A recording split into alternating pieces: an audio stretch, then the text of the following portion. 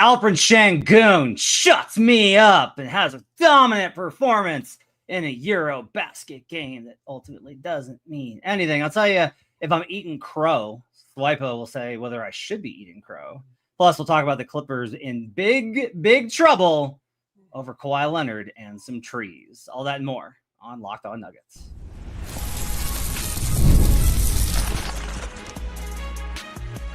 You are Locked On Nuggets, your daily Denver Nuggets podcast. Part of the Locked On Podcast Network, your team every day. Welcome to Locked On Nuggets, your daily Denver Nuggets podcast, part of the Locked On Podcast Network, your team every day. Thanks for joining us and making this part of your day, being with us Monday through Friday, hanging out with us all through the off season as the media days is only 4 weeks away. So we are getting there. It is gonna be time 3 weeks away from Monday.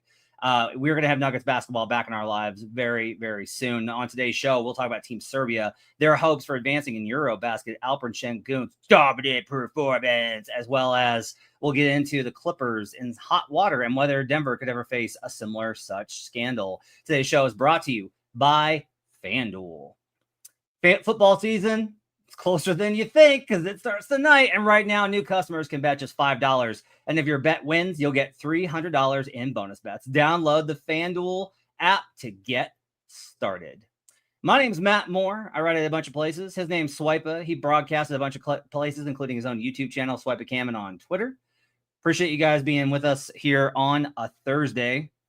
Swipa, where would you like to start? Do you want to hold me accountable and take me to task for my terrible Alperen Sengun comments that he disproved with one performance?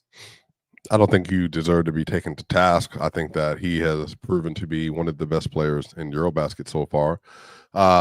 And honestly, first off, shout out to my Turkish friends, Türkiye. Apparently it's the pronunciation for how that's actually supposed to be said now. So I've been using that on Locked On NBA shows. But they're a great team. Shout out Shane Larkin. You want to talk about somebody who's balling overseas? There's a name. Yeah, dude had 5 threes yesterday. Shetty Osman had a really good game yesterday as well. So all the NBA cats for them, they rolled, man. Shout out to Sengun, dude. Like he looks, he's shooting 40% from three, shooting 65% from the field. I think that's great. Obviously, he's playing really well for Eurobasket. He has an argument to be the MVP of Eurobasket right now.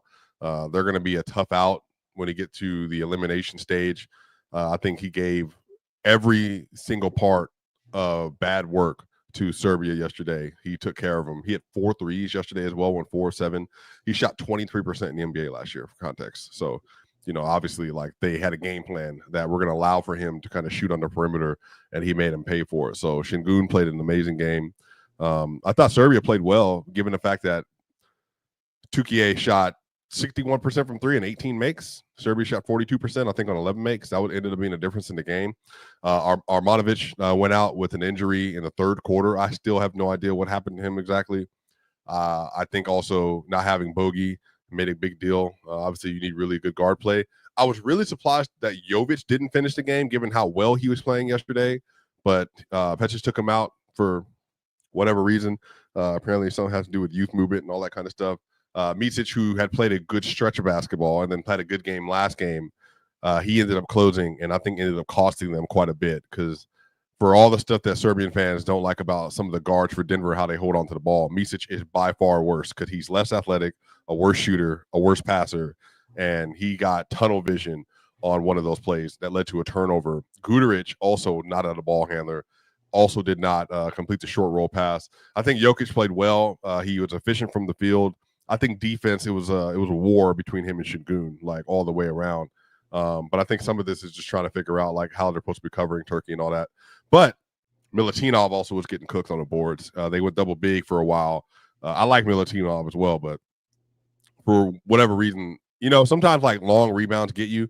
And it reminded me of Game 7 versus the Wolves where the long rebounds were killing the Nuggets. They just weren't boxing out and they weren't getting to the second chance opportunities like they could have. Overall, Jokic had that last three, the same three that he did versus the Clippers last year, early season when he had 41 points. He tried to bait a three, didn't get the bait foul, and then missed the three, and then Sengun goes to the line, makes both of them. So, prototypical. I mean, they didn't need that game. It would have been nice to have that game. I think their injuries on the perimeter are costing them a good bit now. Aleska is their best perimeter defender for guards pretty easily. But, man, shout out to Shane Larkin, Sengun, and Seti. I mean, they ended up winning the game for Tukier yesterday. Yeah, I mean, Osman was great. Larkin was great. Sengun, I don't know if it was good defense by Jokic and he just worked him, but it really looked, I mean, he bodied Jokic on some of those plays. Like, he just pushed through him. And then Jokic allowed him to shoot the three because, let's see, he is a career 27% three-point shooter, shot 23% last year. Mm-hmm. Hey, maybe he's turned a corner and he's now a 40% three-point shooter. Maybe he's Aaron Gordon. So maybe that's going to be the secret that unlocks everything for Alperen Sengun.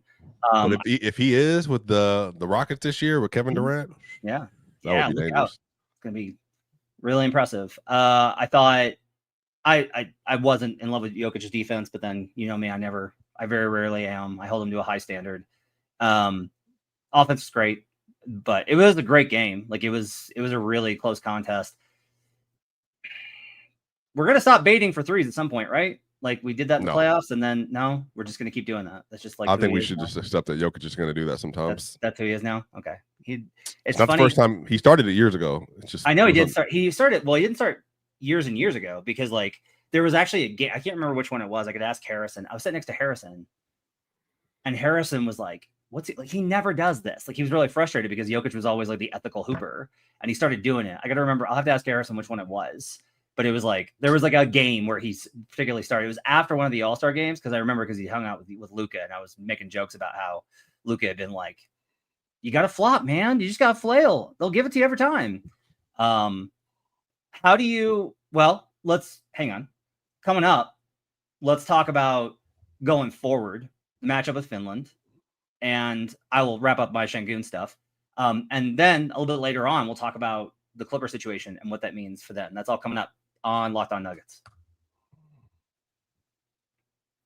The NFL season is almost here, and FanDuel is making sure you're ready for kickoff with a can't-miss offer. Right now, new customers can bet just $5, and if your bet wins, you'll get $300 in bonus bets to use across the app on futures, Patrick Surtain, Defensive Player of the Year, all sorts of stuff that you can get into.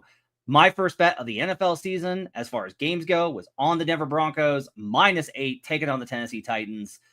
Too much appreciation, I think, for a rookie quarterback going on the road, 2 Mile High. This is a great spot for this Broncos team to come out and make a statement. It's a soft landing. This is exactly when the Broncos win versus these weak teams, which is who they won against last year. They demolish them. So I think that's a really great bet. I'm on the Broncos for Sunday. Are you ready to play? Download the FanDuel app now by visiting FanDuel.com to get started. That's FanDuel.com to place your first $5 bet. We'll be right back at Locked On Nuggets.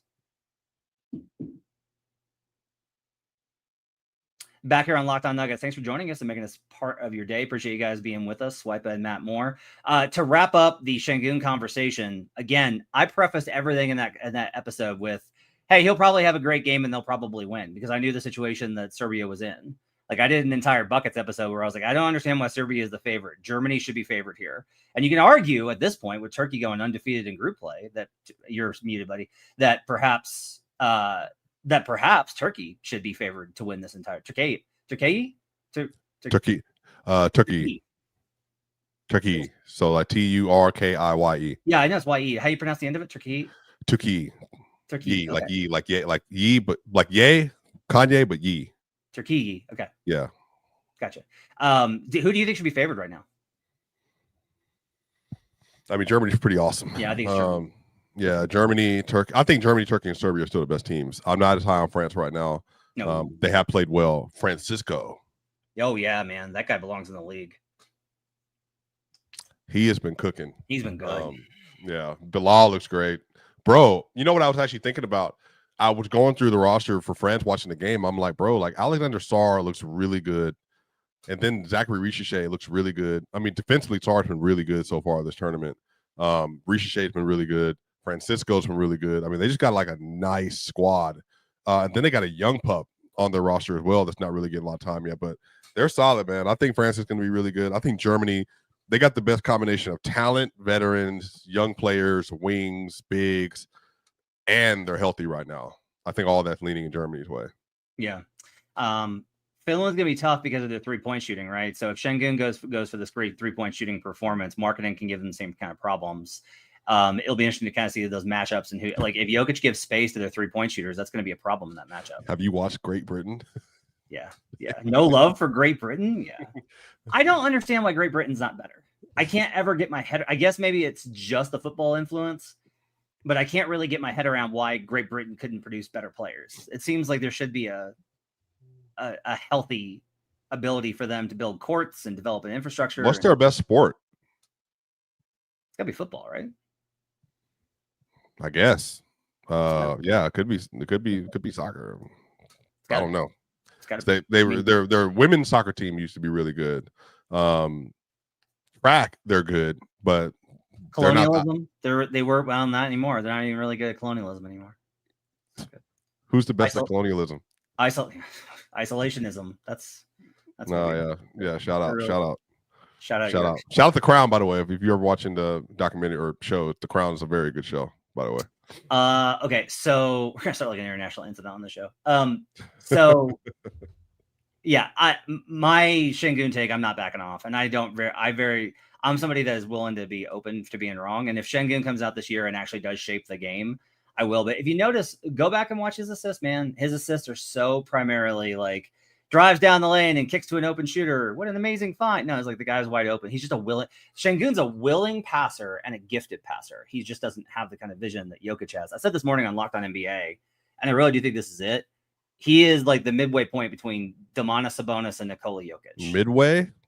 Yeah. Midway? Yeah. He's the Pikachu. Sabonis is better than him. The numbers disagree with you. Which numbers? EPM? Yeah. I just think Sabonis, especially just even who's peak higher, Sabonis for sure. Let's think about this, okay? Not only the EPM's one thing, we can set that aside. Yeah, sure. Let's talk in actual hooper terms. So Sengun and like Jackson Gatlin pointed out his defensive stop late in the game on the steal. Mm-hmm. I noted after his rookie season, I was like, if you play him at the level, he's actually really good. He's mobile. And nobody believed me. And I was like, no, I promise. And that's kind of proven true that the Rockets are able to have this elite defense with him on the floor. So Domantas, the problem is like his team bleeds defensively when he's on the court to an degree that is like, it's egregious.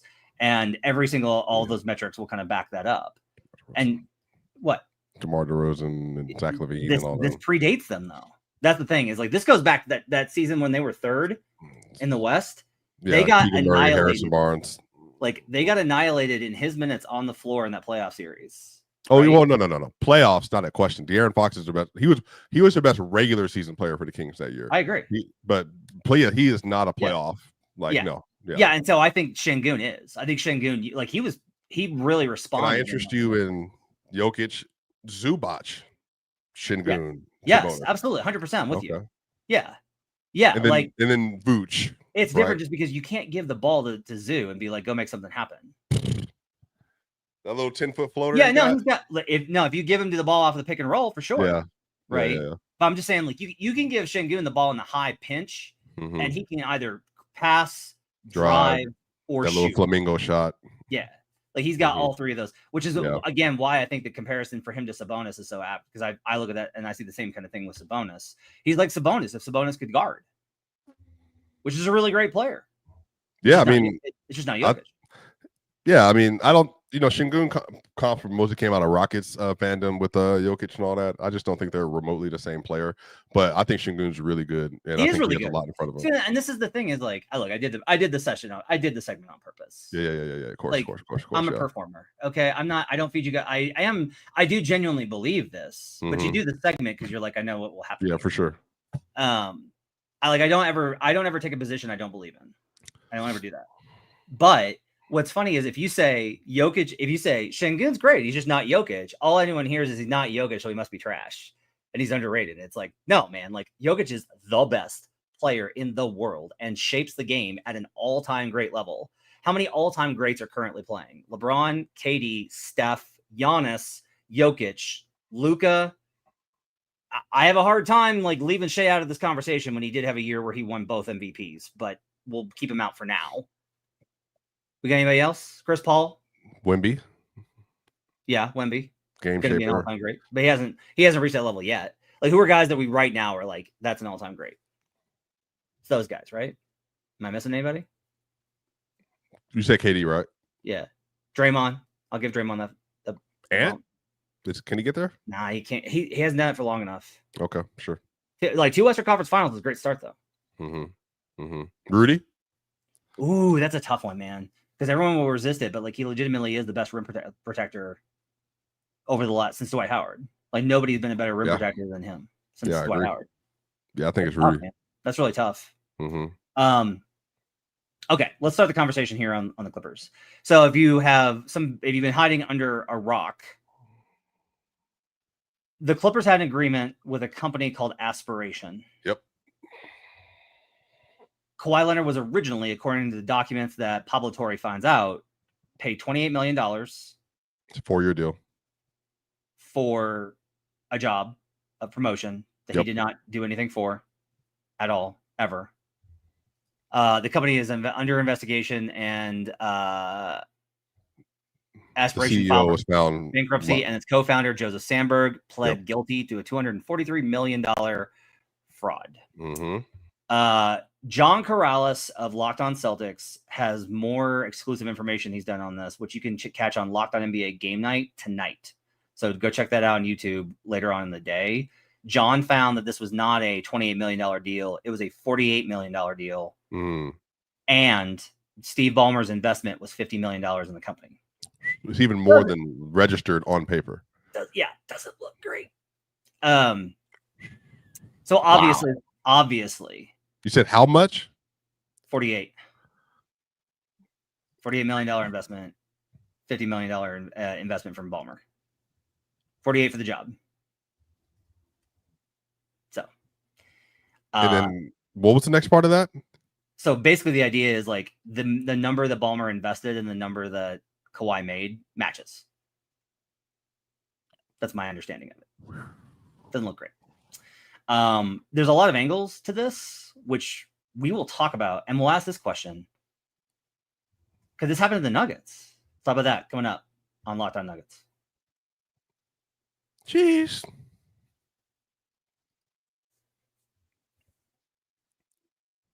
Back here on Locked On Nuggets, thanks for joining us and making us part of your day. It could absolutely happen. It absolutely could happen. My reaction to all of this with the Clippers story is that I think if you're around the league, and I have never described myself as an insider, I don't like that description of me. I am not someone who knows. I don't go out to dinner with the right people, etc. But if you are just in the proximity of the game, you will see signs and glimpses of the vast void of the shadowy underbelly of the NBA and professional sports. And it is vast. And there is so much money because there's so much money to be made. I actually have a little bit of a different twist on this to ask you. But first, let's take it from this perspective. Somebody has joked on Twitter to me that the Nuggets could never be found guilty of this kind of impropriety because they would never spend to do that. And I was like, that's funny. But also, I don't think it's true because they've proven time and time again that they'll spend to win. There are competing narratives being built because good old Uncle Dennis asked for a lot of things from the Lakers and from the Raptors. Yep. And the league was informed about it and investigated, and there were no things found. And if you ask me, without knowing, this is complete speculation. If you were like, who do you think was probably the one to bring up this idea to the Clippers? I'd be like, oh, it's absolutely Uncle Dennis, 100%. Like, that'd be my best guess. That would be like my first guess, is that this was driven by that side. I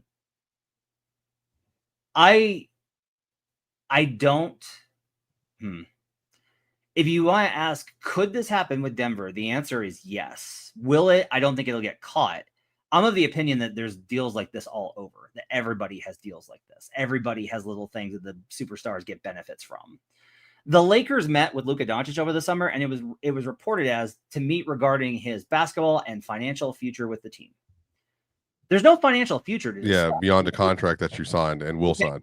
You pay in the max. That's it. Yeah. But it's complicated. And there's all these things that you can do. And I'm not alleging the Lakers did anything. I have no proof of that. I have zero proof of that. Well, asserting that a billionaire. Okay. So break NBA, put your economist hat on, audience, and then let's leave NBA, then get back to NBA. Assuming that a billionaire who typically has had to find ways to maneuver to be able to make $150 billion in their career, you would then have to be able to navigate the financial landscape in such a way that you're making backroom deals consistently in order to accumulate that much money.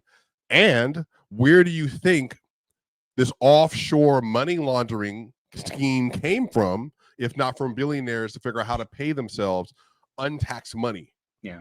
This is a decades old process that is in the NBA. So now let's put this back in the NBA. What is the best way to make sure a player has what they want, more than what they want, or even if you have to make special requests, Kawhi Leonard, to the Raptors or the Lakers or Steve Ballmer competing interest, to make sure that you can give a player what they want beyond the restrictions of the CBA/salary cap? Okay, so this is actually where I want to go with you, because you're somebody that thinks about this stuff the way I do. So I asked this question this morning on Locked On NBA, and I think it's a fascinating one. Circumventing the salary cap. Let's move this outside of the realm of professional sports, which is it's business and it's cutthroat and there's no ethics and capitalism and blah blah blah blah blah. Let's just move it beyond that. Okay, I'm not really interested in talking about that. We know that there's nowhere to go. It's like, yeah, you do what you can, you get caught or you don't, and there's fines for if you get caught. That's it. But if we move this into more of like an ethical realm, right? The spirit of competition in the NBA. Hey, we have these rules and everybody has to agree to play by the same rules. Otherwise, the game is not fair. And the CBA is built to ensure that all these teams have the same ability to compete fairly. Okay, that's one set. And that was absolutely violated. If Ballmer knew of this and the Clippers willingly participated in this, which that's going to be the trouble for them to connect, like we're all going to be like, come on. Also, add tidbit, it's really hard to prove this is where the Clippers work has to be done. This is where when Pablo said, what happened to the provably false claim the Clippers made? Yeah. Because the problem is, if you look at the aspiration contract, Matt, on the contract, below KL2, it says LA Clippers Inc.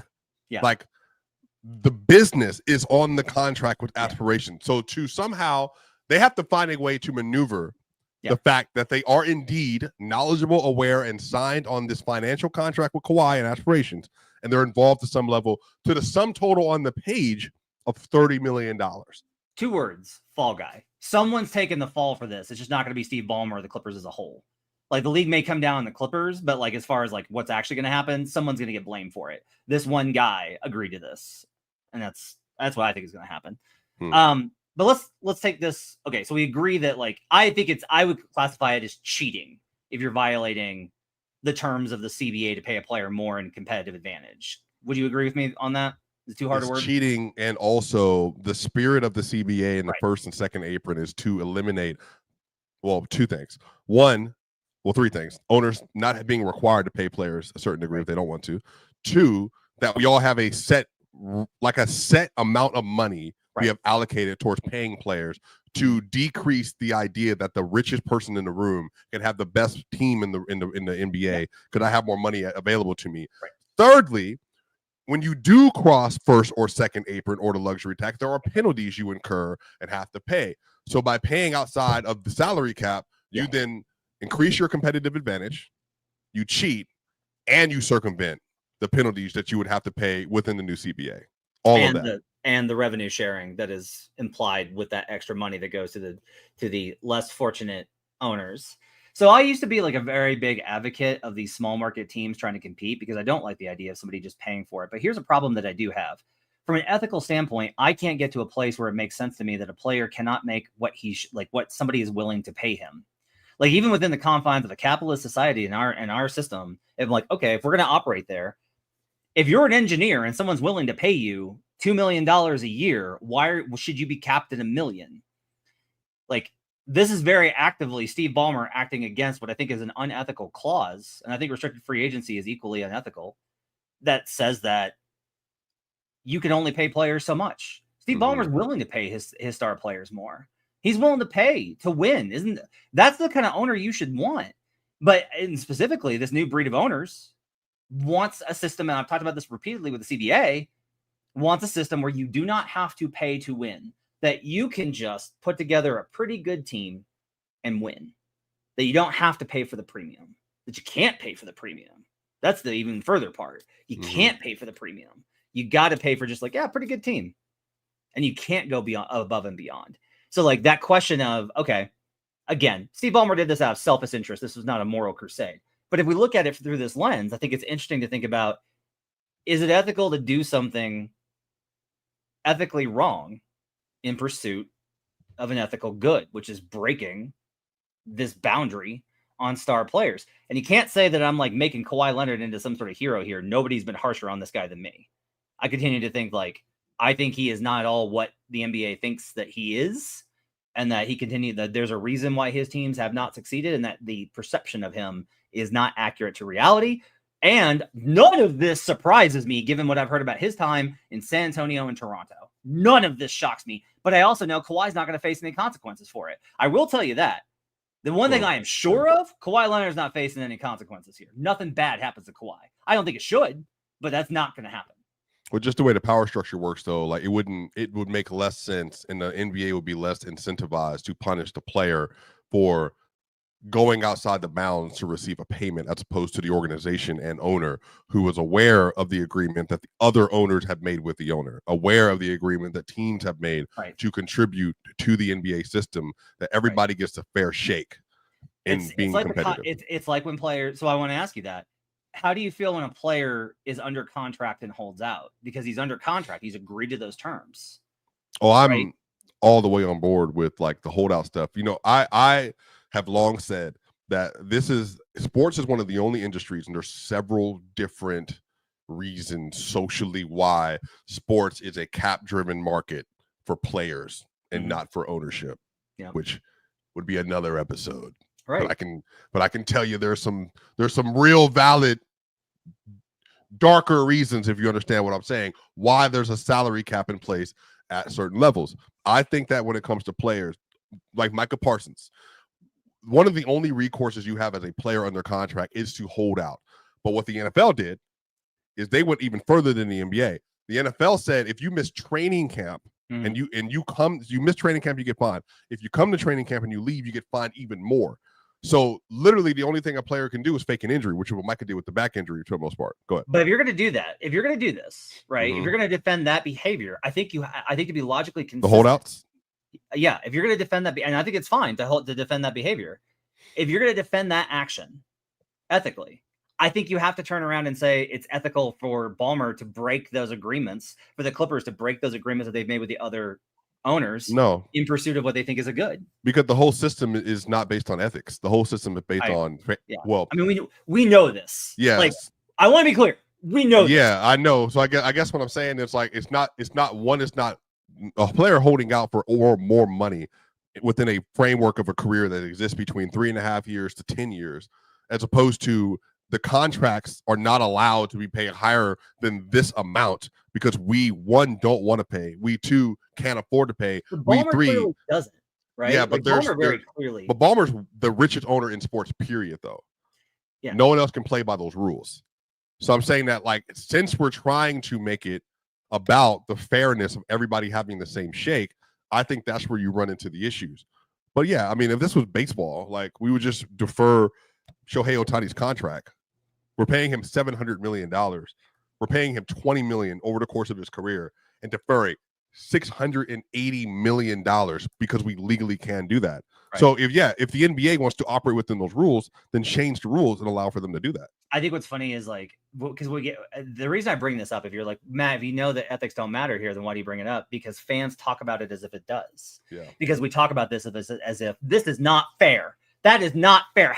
Especially Lakers fans, which, by God, if there was investigative journalism of the Jerry Buss era, what do you think they would find?